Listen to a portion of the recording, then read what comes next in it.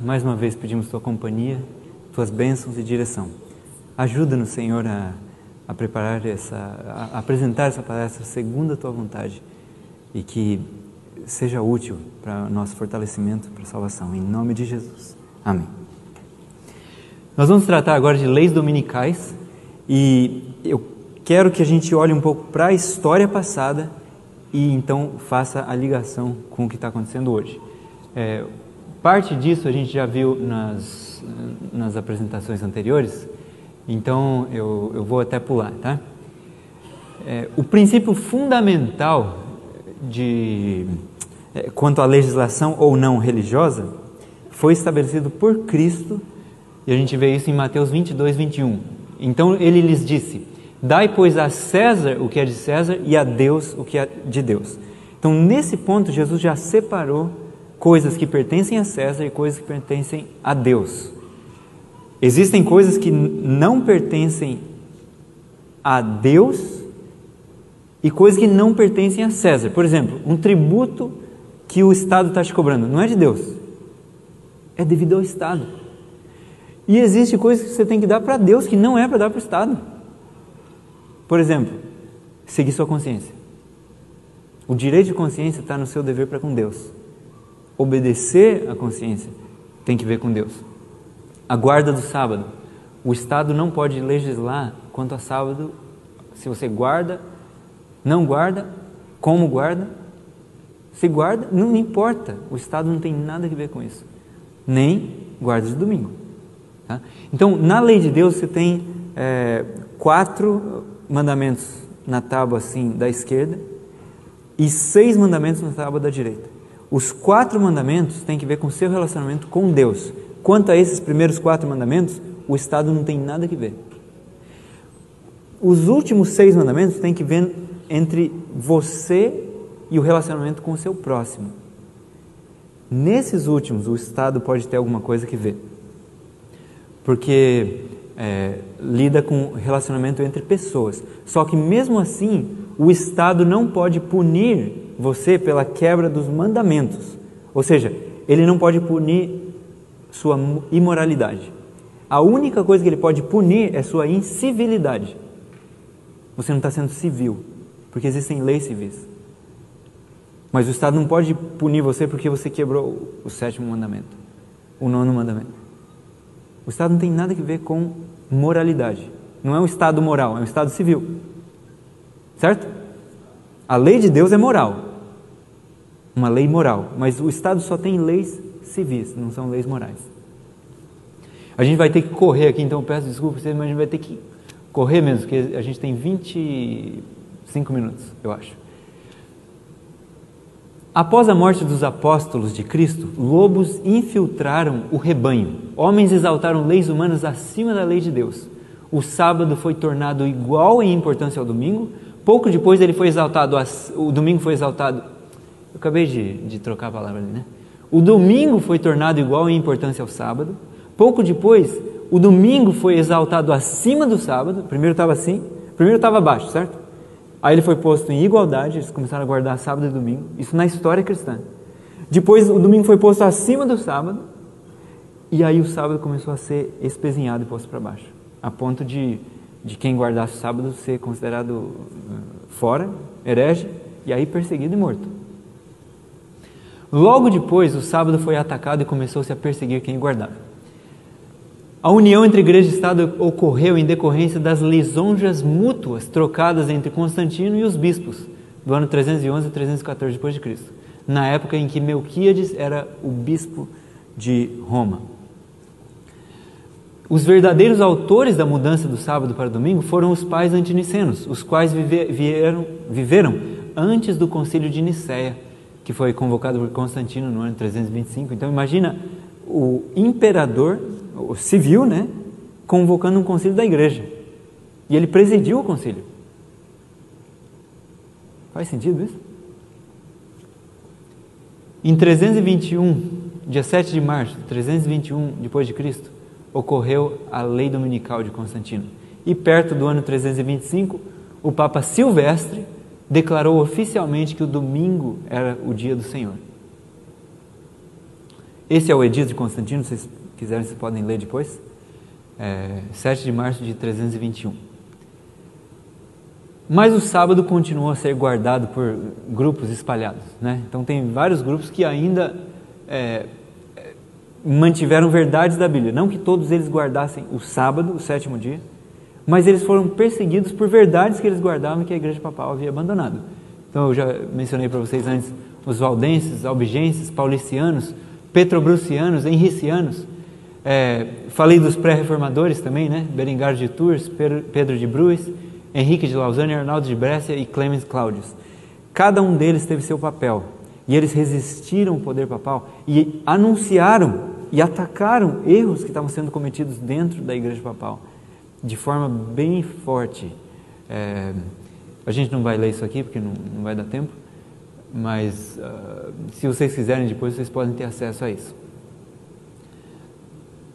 Depois vieram os reformadores, Wycliffe, Hus, Lutero, Knox, Calvino, Wesley e Miller, entre eles. Tá? Agora, vamos pegar ali uma época bem importante quando a igreja estava saindo do poder de Roma. Ela não tinha escapado totalmente ainda, porque a perseguição, ou a supremacia papal, não perseguição, a supremacia, durou do ano inicial 538 até o ano 1798. São 1260 anos de supremacia papal. A perseguição não durou esses 1260 anos. Jesus disse: se não tivessem aqueles dias sido abreviados, ninguém se salvaria. Então, pelos decretos de Maria Teresa e algumas outras coisas, a perseguição foi interrompida um pouco antes. A reforma protestante foi tremenda em quebrar o poder da perseguição. Só que eles não aprenderam a lição que o papado já estava ensinando para eles, de que a pessoa ela deve seguir sua consciência. Então eles começaram a perseguir também, infelizmente. Olhando aqui na época de 1600 e pouquinho,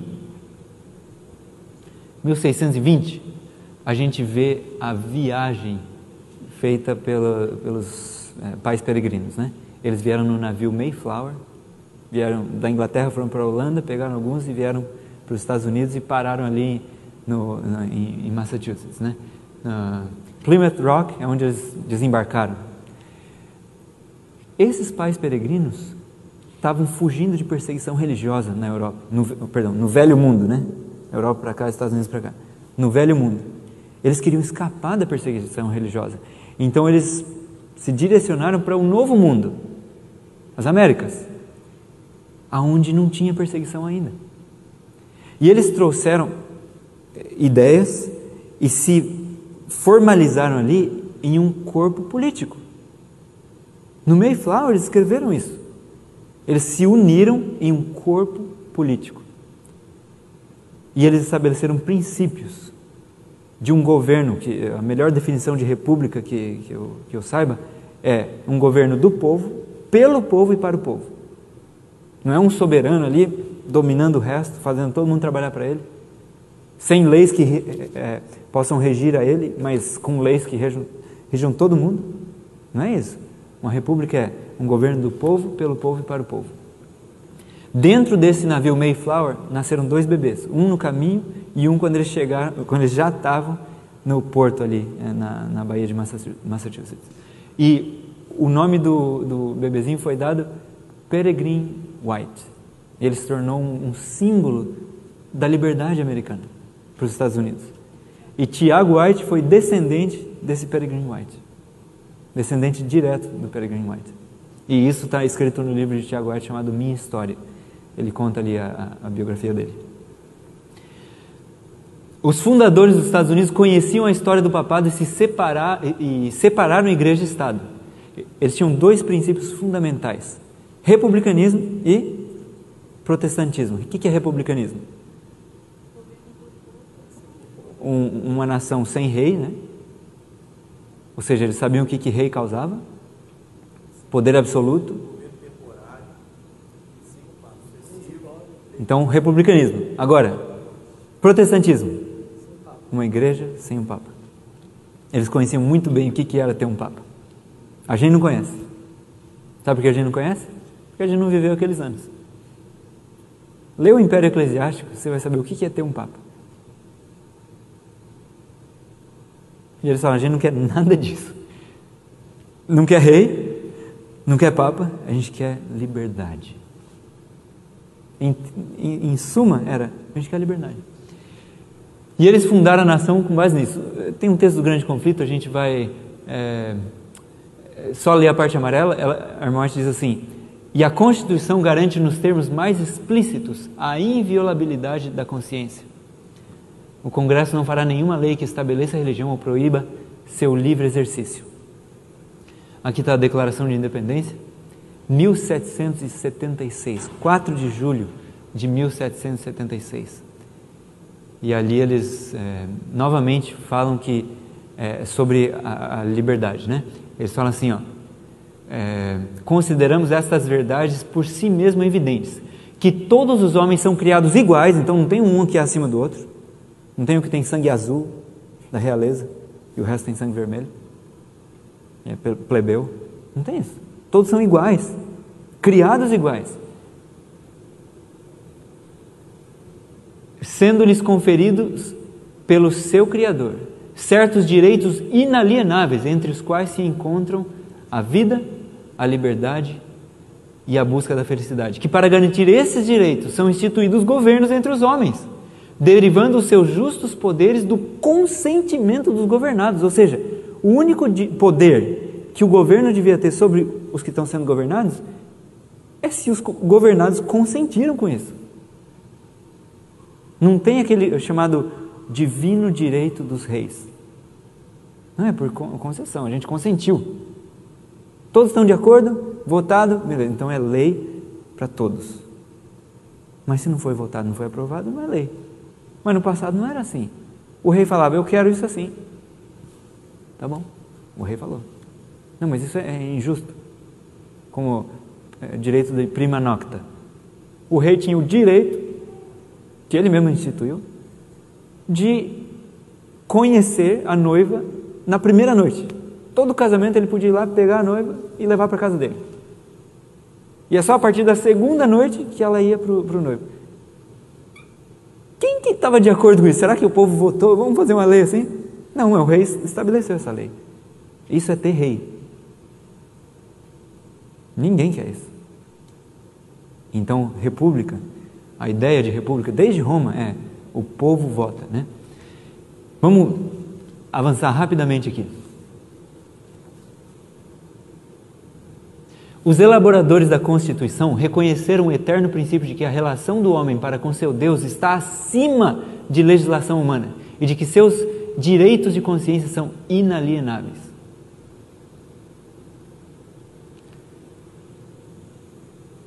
Lembra que Apocalipse 13 descreve os Estados Unidos como tendo chifres de cordeiro, ou seja, inocente, esses dois poderes, né? Os chifres, republicanismo, protestantismo, princípios maravilhosos que todo mundo queria ter, mas falando como um dragão. Só que se você voltar lá, quem que era o dragão?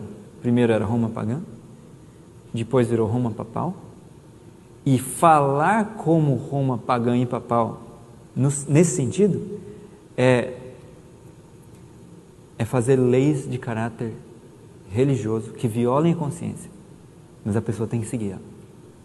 Porque o papado não é nada mais do que isso. O papado não crê em individualidade de consciência. Na verdade, ele diz que o direito de consciência é um mal, uma peste. Você não tem que seguir o que você acha que deve seguir, você tem que seguir o que a gente falar.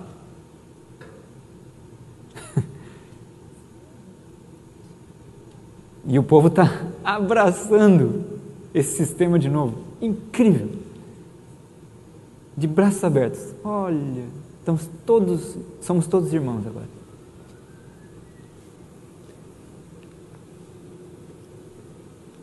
A gente já falou sobre isso. Grande conflito ainda. Republicanismo e protestantismo tornaram-se os princípios fundamentais da nação.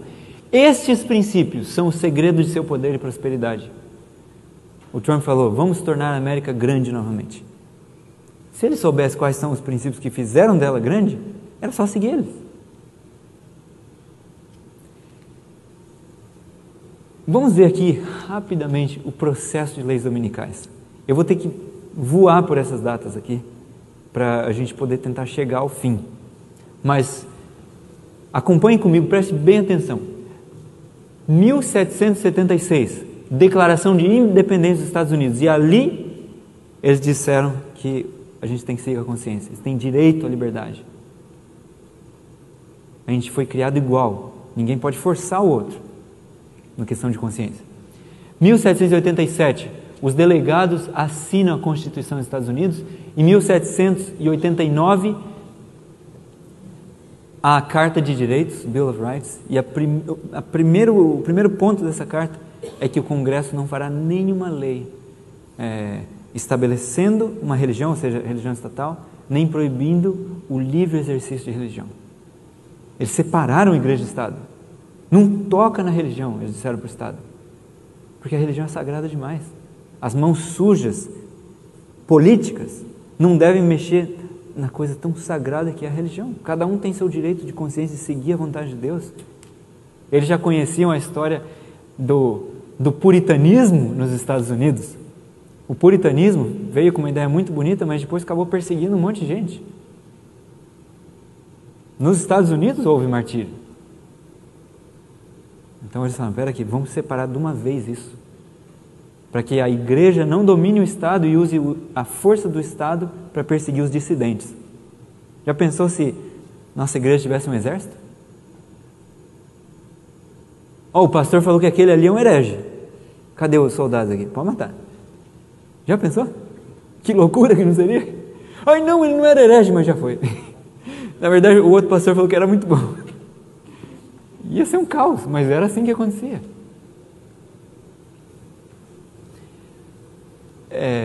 1828 e 29 houve uma tentativa de fazer o trabalho dominical ser uma ofensa digna de forte penalidade. Mas em 1829 o Senado decidiu contra essa lei, cancelou esse projeto de lei, rejeitou, e disse, os fundadores da nação sabiam muito bem o que eles estavam fazendo quando eles separaram a igreja do Estado, vamos deixar assim. 1863, a igreja adventista foi fundada oficialmente em que ano? 63. No mesmo ano, houve uma reunião em Cheyenne, em Ohio, da qual se formou posteriormente a Associação da Reforma Nacional. Aqui começa um problema sério. Isso foi um problema, você pode ver nos escritos de Ellen White, a Associação da Reforma Nacional. O objetivo desse negócio era estabelecer o domingo como dia de guarda. Era pôr Deus de volta na Constituição, mas não dizer que nós cremos em Deus, mas que Deus tem que estar legislando por meio da Constituição, e eles, como representantes de Deus, vão definir quais são os pontos que Deus está legislando. Aí a coisa começou a ficar séria. 1864, é oficialmente organizada a Associação da Reforma Nacional. 1874, o Congresso americano rejeita a petição da ARN, Associação da Reforma Nacional, de fazer leis nacionais quanto à legislação religiosa, guarde domingo. Então, a ARN, tendo sofrido derrota no nível nacional, ou seja, federal, da União, eles falaram assim, vamos tentar com os estados?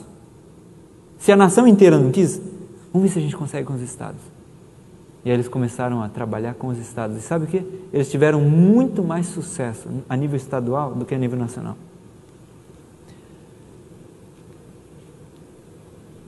Em 1880 eu tenho um ponto antes desse aí. 1882, Willie White, filho de Ellen White, e J.H. Wagner, pai do E.J. Wagner, que apresentou a mensagem da justiça pela fé em Minneapolis. O pai dele, Willie White e o pai do Wagner, estavam trabalhando na Pacific Press, na Califórnia, no domingo. E os dois foram presos por causa disso. Olha que interessante. E eles saíram da prisão, sabe quando? Quando os democratas, que são considerados os liberais, ganharam a eleição e cancelaram aquela lei.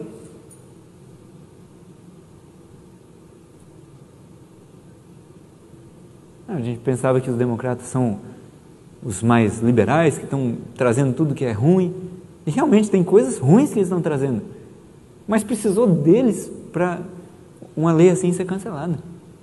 Na Califórnia, lei dominical mesmo, estadual, não era nacional, era estadual. Muitos adventistas foram presos. Em 1883, a Associação Geral, por causa dessa prisão, desse aprisionamento dos dois, a Associação Geral recomenda iniciar um periódico para a defesa da liberdade religiosa.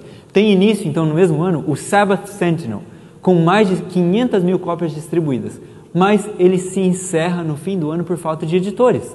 Em 1886 tem início a American Sentinel, tendo como editores J.H. Wagner, E.J. Wagner e A.T. Jones. E aqui está uma foto ali da American Sentinel, primeiro número do primeiro volume, perdão, do volume 3. Eu comecei a ler isso aí e achei fascinante, é muito bom. Embora os anos tenham mudado e os nomes das pessoas que se referem tenham mudado, os princípios são espetaculares, se aplicam mesmo a hoje. Em 1887, a União de Temperança Cristã da Mulher se une à ARN em sua campanha para cristianizar a América. No mesmo ano é formada a União Americana do Sábado. Em 1888, a Third Party Prohibition se une ao movimento se pronunciando contra a separação de igreja e Estado, ou seja, eles queriam unir igreja e Estado. No mesmo ano, dia 21 de maio, o senador Blair introduz o processo de lei número 2983, que é o da Lei Dominical Nacional. Um projeto de lei para assegurar ao povo o desfrutar do primeiro dia da semana, comumente conhecido como Dia do Senhor, como dia de descanso, e promover sua observância como dia de adoração religiosa. Esse projeto de lei começou a cozinhar ali no Congresso. Ia ficar pronto. Passou, parece que 2 audiências. E aí foi convocado uma reunião do Senado, comitê especial, uma comissão especial do Senado. Nosso pioneiro, A.T. Jones, foi no Congresso americano e ele fez uma apresentação espetacular, incrível, contra a lei dominical. Quem já leu isso aí? Não foi além do que a gente conseguia esperar?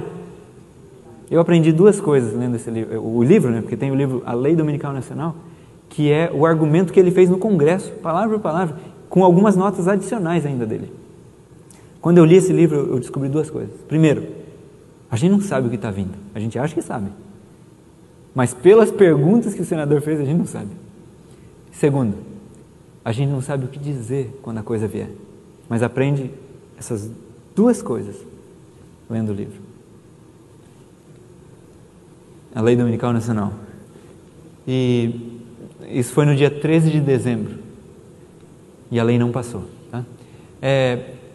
As 2 bestas de Apocalipse, a primeira besta era Roma papal. A segunda besta representa os Estados Unidos da América. Roma papal resultou da união de igreja e Estado. Os Estados Unidos causaram a separação de igreja e Estado. Mas aí, passo a passo, os Estados Unidos começaram a trabalhar em unir igreja e Estado de novo.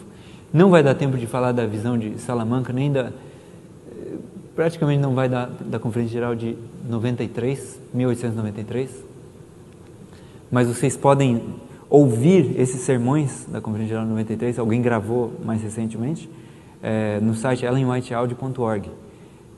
Está tudo gravado ali, só procura assim por General Conference, na primeira página mesmo, General Conference 1893, tá? E vai ter vários sermões ali de vários pregadores, inclusive 24 sermões de A.T. Jones, mas 2 dos sermões que me chamaram muito a atenção foram de Ballinger. Ballinger ainda estava entre o povo de Deus, depois ele rejeitou Ellen White, né, saiu da igreja, mas ele ainda estava no povo de Deus, e ele está descrevendo nesses sermões as perseguições que estavam acontecendo naquele ano e nos anos anteriores aos adventistas. É coisa séria. Hã? Procura por Ballinger ali, eu acho que vai ter. Está em inglês? São em inglês, O áudio é em inglês, tem o texto também, você pode pegar. Perdão, não tem o texto, só o áudio mesmo. Tá, a coisa foi tão injusta, o tratamento dos adventistas foi tão injusto. Por exemplo, só para você ter uma ideia. 2 pessoas estão cavando e colhendo batatas no domingo. Um adventista, o outro não adventista. O não adventista acusa o adventista de estar colhendo batata, o adventista é preso e condenado, e o não adventista não acontece nada. Eles chamaram um menino de 10 anos, adventista. Ele foi intimado a ir lá, prestar um depoimento contra o pai dele. O menino não queria nada disso, mas o governo estadual fez ele ir lá. E ele estava lá, segundo o governo, para declarar, dar um testemunho de que o trabalho dominical do pai dele tinha atrapalhado tanto o descanso dominical do menino, que era adventista, nem guardava o domingo, de que isso aí foi uma ofensa pública.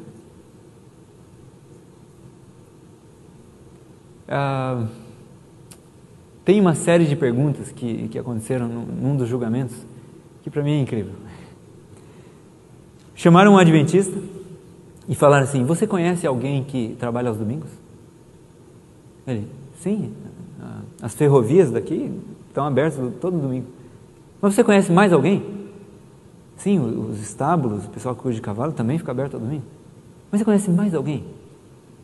Sim, os hotéis da região também ficam abertos todo domingo. E depois de várias dessas perguntas, finalmente chegaram na seguinte pergunta: você conhece algum adventista que trabalha ao domingo? Ele falou assim: sim, senhor. Quais são os nomes? E ele teve que dar os nomes. Ele não ia mentir. E prenderam essas pessoas. O povo estava preocupado com a quebra do domingo ou com os adventistas quebrando o domingo? Percebem qual que é a natureza de leis dominicais? Essas perseguições que aconteceram nos Estados Unidos são muito sérias. Teve adventistas morrendo. E a gente tem que estudar essa história. O livro As Duas Repúblicas, no apêndice desse livro, The Two Republics, As Duas Repúblicas, tem 21 casos de adventistas sendo presos só no estado do Arkansas. Eu vou ler alguns textos de Ellen White e a gente termina aqui. Vou tentar fazer o mais rápido possível aqui, em 2 minutos. Quando nossa nação, os Estados Unidos, em suas assembleias legislativas, promulgar leis que restringam a consciência das pessoas quanto aos seus privilégios religiosos, impondo a observância do domingo e exercendo poder opressor contra os que guardam o sábado do 7º dia, a lei de Deus será para todos os efeitos invalidada em nosso país, e a apostasia nacional será seguida de ruína nacional. Ela diz também que os povos de todos os demais países do mundo hão de ser induzidos a imitar-lhe o exemplo. Ela está falando da América. Os Estados Unidos faz, o resto vai fazer. Então não pense que a gente vai estar seguro em algum lugar. Nossa única segurança vai ser o Deus do céu, o Senhor dos exércitos. As nações estrangeiras seguirão o exemplo dos Estados Unidos. E hoje, vocês lembram dessa carta aqui? Dies Domini, certo? O Papa João Paulo II. Ele pede ali que os governos façam legislação religiosa, defendam o domingo, promovam o domingo. 2015, isso aí para mim foi assustador. Você sabe o que significa o Congresso? Sabe que parte do sistema de governo é o Congresso? Ali se fazem o quê? Legislação, leis. Imagina o representante desse sistema, que na Idade Média torturou e matou tanta gente contra a consciência das pessoas, indo para o lugar nos Estados Unidos, que a gente já sabe que a profecia fala sobre isso, onde se fazem leis e o povo aplaude ele em pé. Você acha que os reformadores, se tivessem vivos, estariam tranquilos quanto a isso? Aplaudindo de pé. Isso para mim foi um dos dias mais tristes na história dos Estados Unidos. porque envergonhou os princípios da nação. Separação de igreja e Estado. O que o representante desse sistema foi fazer na parte civil? E os pedidos que ele fez ali. 11 de setembro, durante o período de George Bush, esse 11 de setembro mudou o modo como os americanos veem a Constituição. Antes eles lutavam por liberdade, eles estavam dispostos a perder a vida. Eles estavam assim, mata a gente, mas não tira a nossa liberdade. Agora mudou. Tire nossa liberdade, mas mantenha a gente vivo, protege a gente. Então mudou o modo de entender liberdade e o valor dela. Durante o governo de Obama, a agenda LGBT, socialismo, pró-aborto, da esquerda, exasperou a direita. Médicos eram forçados a fazer mudança de sexo em pessoas que queriam. Médicos protestantes, evangélicos, que não queriam fazer esse tipo de coisa, cirurgia. Forçados a fazer aborto pelo governo de Obama. Senão eles perdiam a licença. Então isso exasperou, deixou muito brava a direita evangélica americana.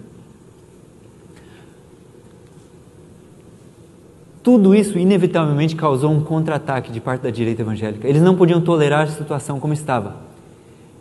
Mas eles ficaram muito desesperados de saber que Donald Trump não era tão conservador assim quanto eles precisavam. Eles precisavam de alguém conservador no governo. Eles queriam até o Ben Carson, se fosse o caso, mas alguém que fosse conservador. E o Trump não era o maior conservador do mundo. Pelo menos não para eles. Então, eles precisavam ser reconciliados com o Trump. Tá? O que aconteceu então?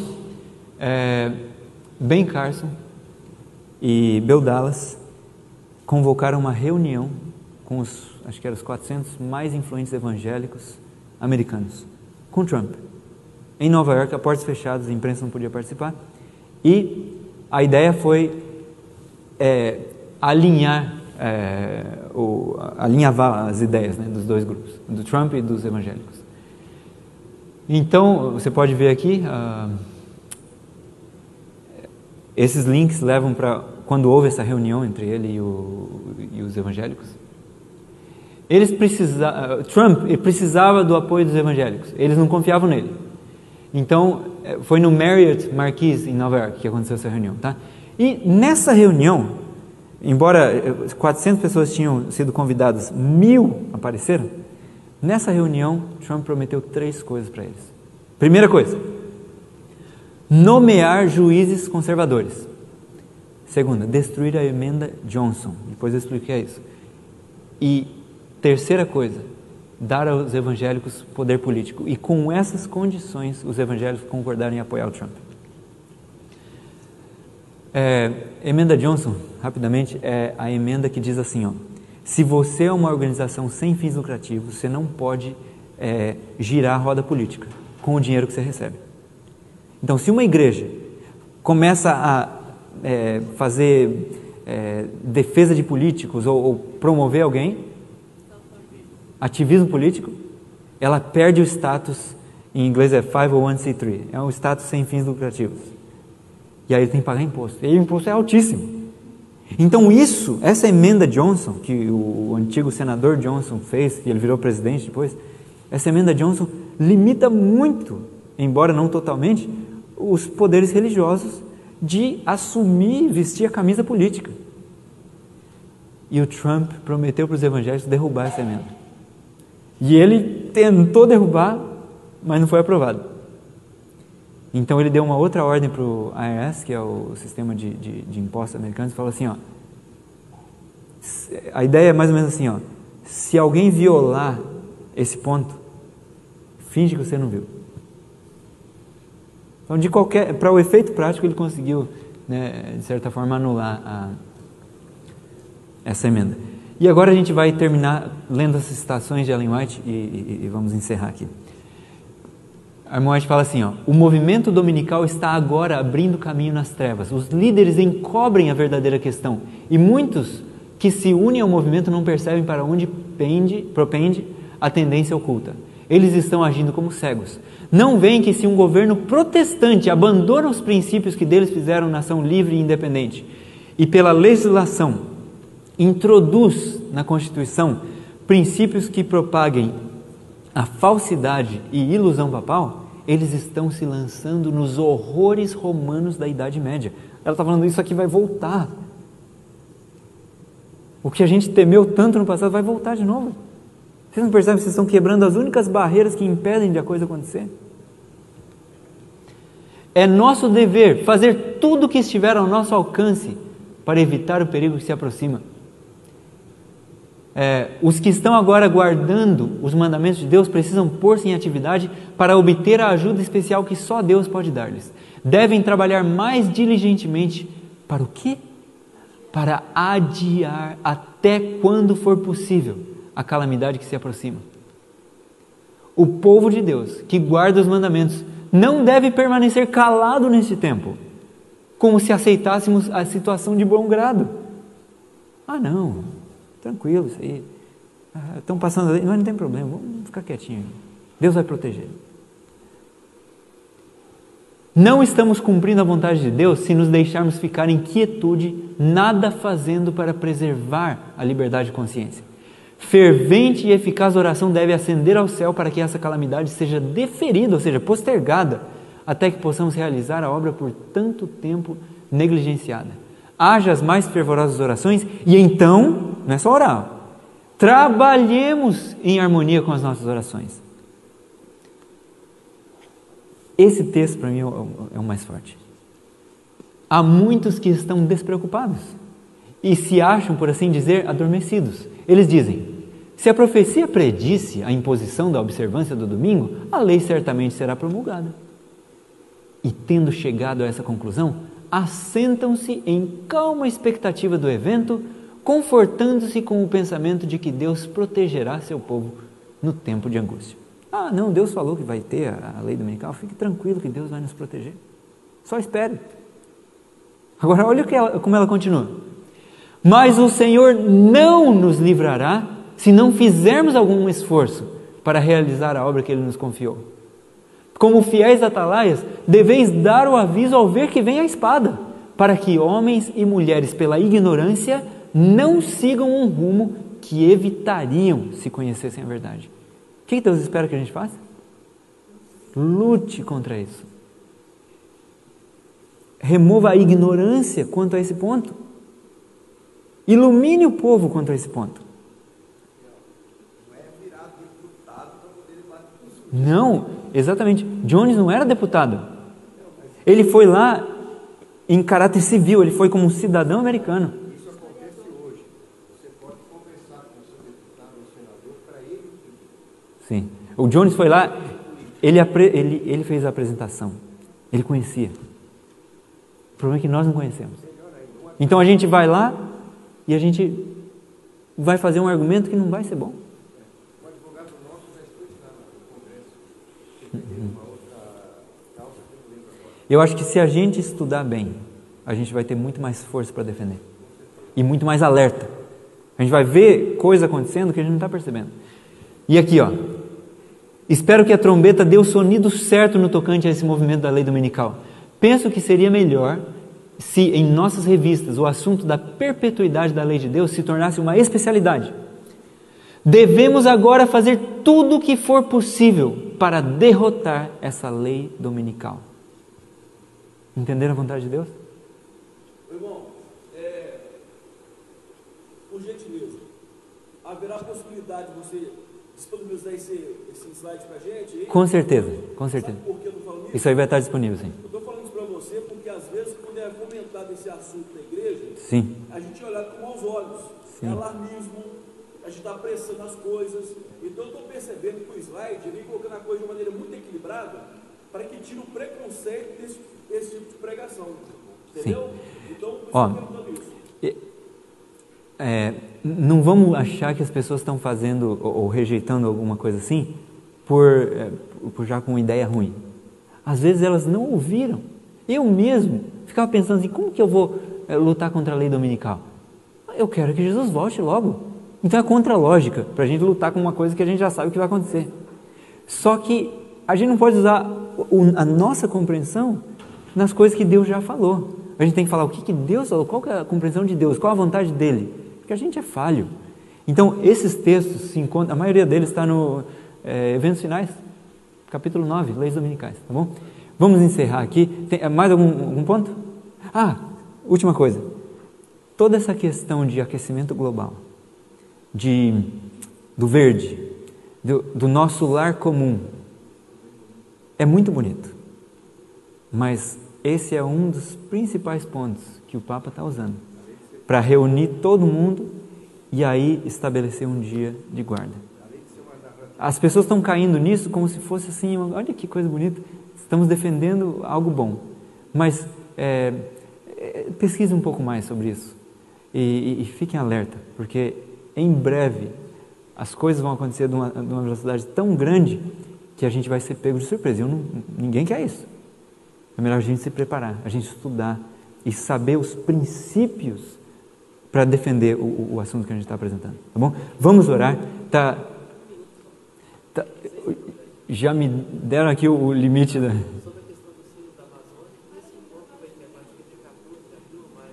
Sim, exatamente. Esse encontro é justamente para isso, esse encontro que o Papa convocou em Roma.